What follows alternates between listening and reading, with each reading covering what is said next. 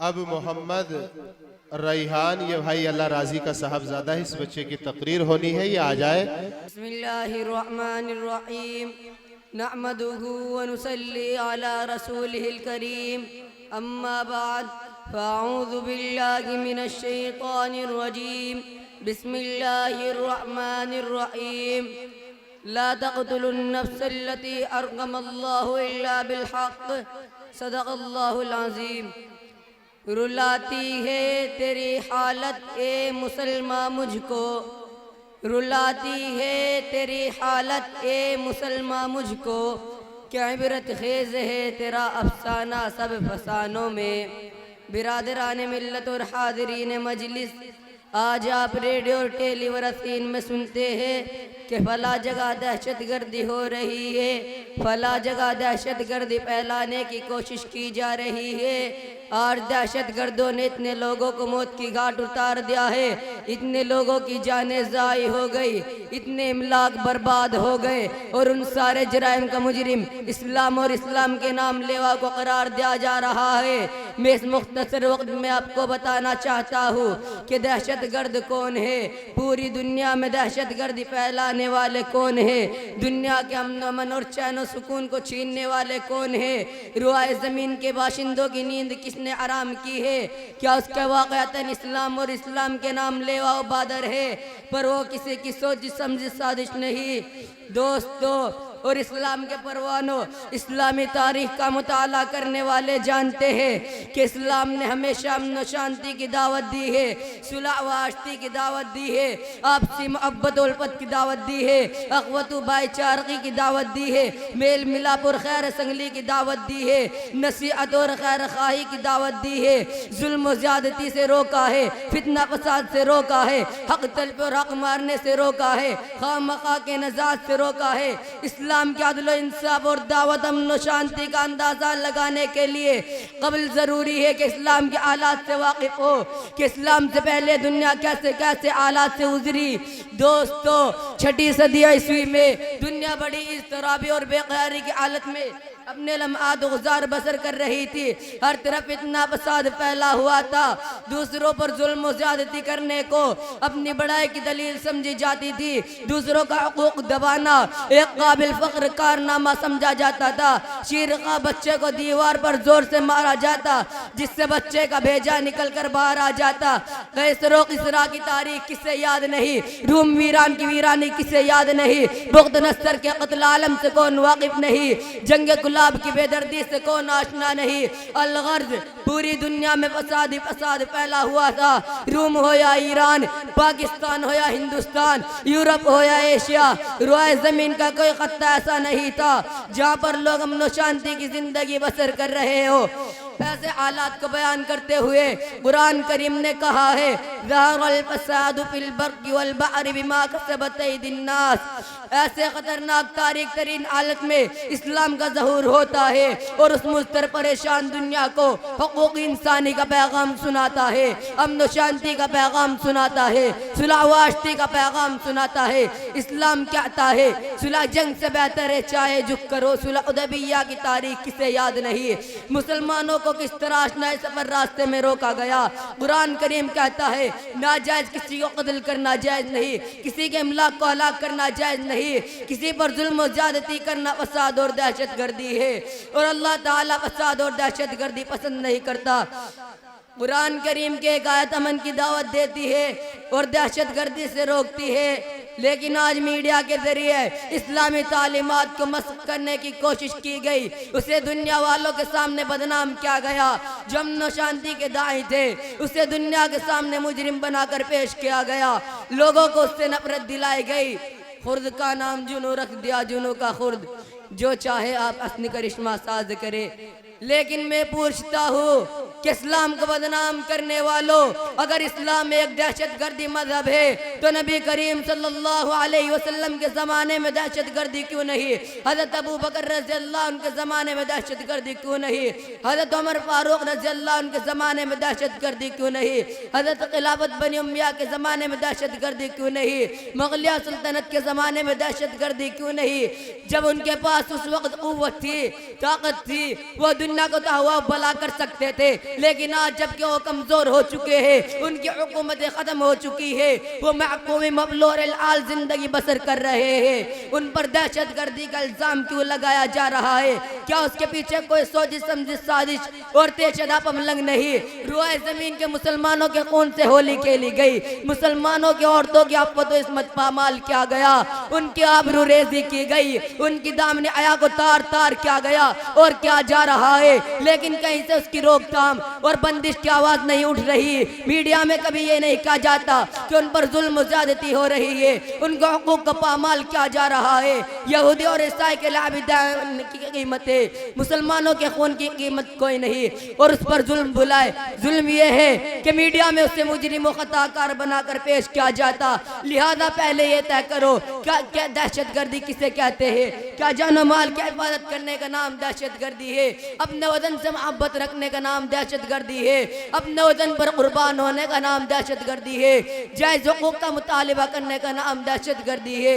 अगर तुम इसी को दहशत गर्दी कहते हो तो हम फख्र से कहते हैं कि हम दहशत गर्द है, लेकिन दहशत गर्दी से नहीं कहा जाता, बल्कि किसी की अरयत आवाज़ का सल्ब करने का नाम दहशत गर्दी है, किसी की इंसानी हकूक़ पर डाका डालने का नाम दहशत गर्दी है।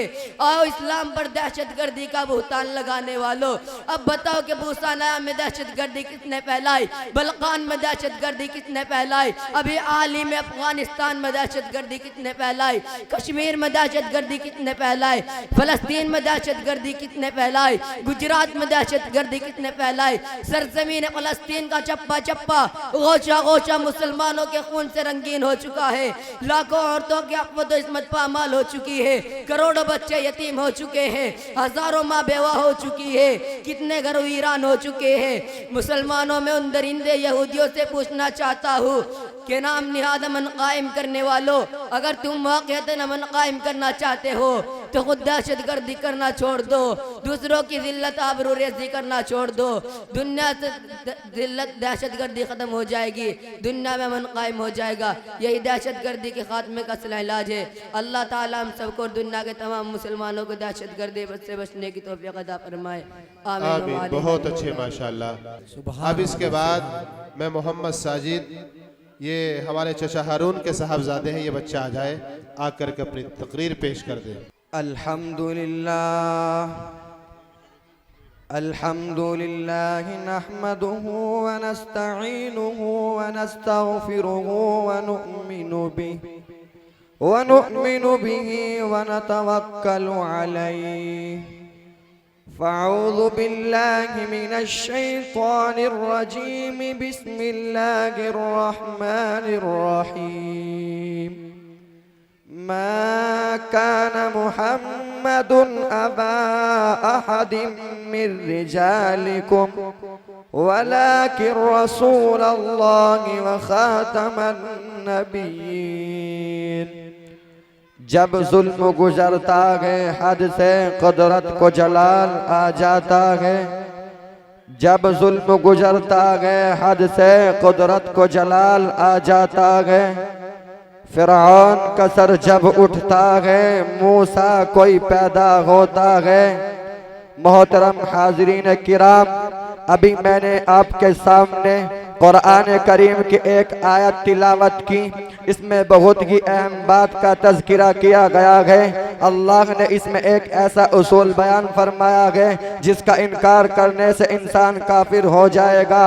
हुज़ूर सल्लल्लाहु अलैहि वसल्लम को खातमन नबिय्यीन अल्लाह ने बनाया, आप सल्लल्लाहु अलैहि वसल्लम पर नबूवत ख़त्म कर दी गई, अब दुनिया में कोई नबी नहीं आएगा।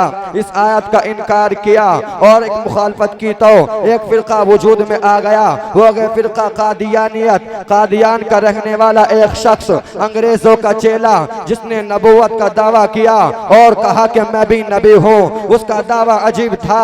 अहले सुन्नतुल वल जमाअत का अकीदा है कि हुजूर सल्लल्लाहु अलैहि वसल्लम के बाद कोई नबी नहीं आएगा। और पूरी कुरान करीम की कुल 6666 आयत है, इन पर ईमान लाना फर्ज है, एक आयत का न मानना भी कुफ्र है। अब इस आयत में हुजूर सल्लल्लाहु अलैहि वसल्लम को खातमन नबीयीन कहा गया, अब कोई नया नबी नहीं आएगा, लिहाजा मिर्जा गुलाम अहमद को नबी जानना कुफ्र है। उस लाइन ने जंग आजादी के वक्त मुसलमानों में तफरीक डालने के लिए अंग्रेजों का चेला बनकर ये दावा किया, उलमाए किराम ने मुखालफत की, लेकिन वो लाइन बाज न आया। एक उसूल समझ लो कि जिस चीज से इब्तिदा होती है इंतहा भी होती है। नबूवत की इब्तिदा हजरत मोहम्मद मुस्तफा सल्लल्लाहु अलैहि वसल्लम से हुई है। एक उसूल समझ लो कि जिस चीज से इब्तिदा होती है इसी पर इंतहा भी होती है। जिस सोच से ये पंखा चलेगा उसी सोच से बंद होगा, इसके अलावा वह सोच से बंद करोगे तो मसला हल नहीं होगा। यही हाल मुसलमानों का है कि बेदीनी की हवा इतनी आम है कि दीन की तरफ उम्मत का आना मुश्किल नजर आ रहा है, लिहाजा दीन की तरफ उम्मत का आना मुश्किल नजर आ रहा है। इब्तिदा होती गई तो इंतहा भी इसी पर होगी और इस पर सबका इत्तेफाक है कि हजरत मोहम्मद मुस्तफा सल्लल्लाहु अलैहि वसल्लम नबी अव्वलीन भी है और नबी आखरीन भी है। हजरत आदम अलैहिस्सलाम की जब तख्लीक हुई तो देखा अर्श पर लिखा हुआ है ला इलाहा इल्लल्लाह मुहम्मदुर रसूलुल्लाह। पूछा अल्लाह से के क्या गए, फरमाया अल्लाह ने कि आप ही के जरिए से हैं, ये आखिरी नबी है और उन्हें अभी से नबूवत दे दी गई मगर ज़हूर बाद में होगा। हजरत आदम अलैहिस्सलाम से जब लग़ज़िश हो गई तो तौबा और माफी हासिल करने के लिए बहुत गिरिया वसारी की। मुफस्सिरीन ने लिखा है कि अर्श वाली बात याद आ गई और उनकी मार्फत से मांगा तो तौबा कबूल हो गई। बहरहाल सारी दुनिया में कानून है कि जिस चीज की इब्तिदा है इंतहा भी है। नबूवत की इब्तिदा हजरत मोहम्मद मुस्तफा सल्लल्लाहु अलैहि वसल्लम से हुई है तो इंतहा भी हम पर होगी। अगर कोई नबूवत का दावा करे और रुपयों का लालच दिलाकर इसका इकरार कराए तो कह दो कि हम सब कुछ कह सकते हैं, बेच सकते हैं, लेकिन ईमान का सौदा नहीं कर सकते। लिहाजा आजकल जहाँ जहाँ कादियानियत फैल लगी है, गरीब तबके के मुसलमानों को रुपयों का लालच दिलाकर वो ईमान का सौदा करवाते हैं। ये खामोश मिजाजी तुम्हें जीने नहीं देगी, ये खामोश मिजाजी तुम्हें जीने नहीं देगी। इस दौर में जीना है तो कोहराम मचा दो। हिंदुस्तान के उलमा को चाहिए कि इसकी सरकोबी के लिए तैयार हो जाए और मुकाबला करें और उसको हस्त से नेस्त कर दे। हिंदुस्तान में जितने फितने रोनुमा हुए आजादी के बाद मुसलमानों ने उन्हें बर्दाश्त किया और मुसलमानों ने उन्हें बर्दाश्त किया। 2150 बल्कि उससे जायद फितने रोनुमा हुए, मुसलमानों ने सब्र से काम लिया, वो सब के लिए तैयार लगेंगे। बीबी सिलंदर ने 2006 में नश्र किया था कि मुसलमान एक आवाज पर 3 लाख जमा हो गए, तो आज भी कमबख्त रहना चाहिए। लिहाजा मुसलमानों जागो, लिहाजा मुसलमानों जागो और आज भी हमें कमबख्त रहना चाहिए। पहली उम्मतों में दिन का काम सिर्फ नबी करता था, आज इस उम्मत में उलमा का काम है, इसलिए हमें तैयार रहना चाहिए। अल्लाह अमल की तौफीक नसीब फरमाए और इस काम के लिए हमें कबूल फरमाए। महसूस ये होता है कि दौर तबाही है, महसूस ये होता है कि दौर तबाही है, शीशे की अदालत में पत्थर की गवाही है। वाखिरु दावाना अनिल हम्दुलिल्लाहि रब्बिल आलमीन। फरीद ये आकर के अपना प्रोग्राम पेश कर दें। बिस्मिल्लाहिर्रहमानिर्रहीम। अल्हम्दुलिल्लाहिल्लज़ी अल्लमना मा लम नकुन नअलम वस्सलातु वस्सलामु अला रसूलिहिल अकरम व अला आलिहि व अस्हाबिहिल मुहतरम। अम्मा बाद, क़ाल अल्लाहु तआला अऊज़ु बिल्लाहि मिनश शैतानिर रजीम। बिस्मिल्लाहिर्रहमानिर्रहीम। इक़रा व रब्बुकल अकरम अल्लज़ी अल्लम बिल क़लम अल्लमल इंसान मा लम यअलम। सदर मोहतरम हज़रात अकाबिर, दोस्तों और भाइयों, किसी शायर ने कहा है इल्म हो दौलत है जो लुटती नहीं, खर्च करने से कभी घटती नहीं। मोहतरम बुजुर्गों, रोशनी के पसंद नहीं, शब तारीख में महताब अंधेरे कमरे में किसे अच्छे नहीं लगते। ठीक ही बात इल्म पर सादिक आती है। वो कौन सी चीज़ थी जिसने आदम सलाम को फरिश्ते से अफजल बना दिया? वो कौन सी ताकत है जो इंसान को अशरफुल खालुकात बने हुए है? वो इल्म है। भाइयों और दोस्तों, हम मुसलमान हैं, अल्लाह और उसके रसूल पर ईमान रखते हैं। वाक़या है कि अगर हम इल्म नहीं रखते तो हम मुसलमान हो नहीं सकते। मुसलमान और जाहिल रहे, मुसलमान और अनपढ़ हो नहीं सकता। अल्लाह की किताब में इल्म की अज़मत जगह जगह बयान की गई है। इरशाद बारी ताला है, कुल हल यस्तविल लदीना यअलमून वल्लदीना ला यअलमून इन्नमा तज़क्करु उलुल अलबाब। इस आयत का तर्जमा ये है कि कह दीजिए क्या क्या है, अहल इल्म और ना जानने वाले बराबर हो सकते हैं, अक्लमंद ही नसीहत पकड़ते हैं। मोहतरम दोस्तों, इल्म से मुराद क्या है? क्या दुनिया इल्म या आखिरी इल्म? वाक़या है कि इल्म कोई भी हो इंसान को इज्जत देता है, इंसान इल्म ही से कमाल पाता है। फौज लव लश्कर और माल दौलत उसे वाक़ई इज्जत नहीं देते। इसलिए हर इंसान को चाहिए कि वह इल्म को हुसूल के सरगर्म रहे। आप अगर दुनियावी इल्म हासिल करते हैं तो दुनिया में कामयाब रहते हैं, और अगर तीन इल्म हासिल करेंगे तो आखिरत की कामयाबी आपका कदम चूमेगी। मोहतरम दोस्तों, अगर आप कुछ अकल वाले हैं, अगर आप में कुछ भी दानिशमंदी है तो इल्म के हुसूल के लिए दौड़े और खुसूसन दीनी इल्म हासिल करें, चाहिए आपको कितनी तकलीफ उठानी पड़े। मोहतरम दोस्तों, मुझसे तकलीफ उठाए और रातों को नींद खराब करे और देगर जहमतें बर्दाश्त करे, फिर भी इल्म के हुसूल से ना भागे। इसी में कामयाबी है। दुआ कि अल्लाह ताला हमें और आपका इल्म की दिन को हुसूल की तौफीक अता फरमाए। बाप का इल्म न बेटे को अगर अजबर हो, बाप का इल्म न बेटे को अगर अजबर हो, फिर पसर काबिल में रात पदर की न हो। बहुत अच्छे भाई, माशाल्लाह, बहुत अच्छे।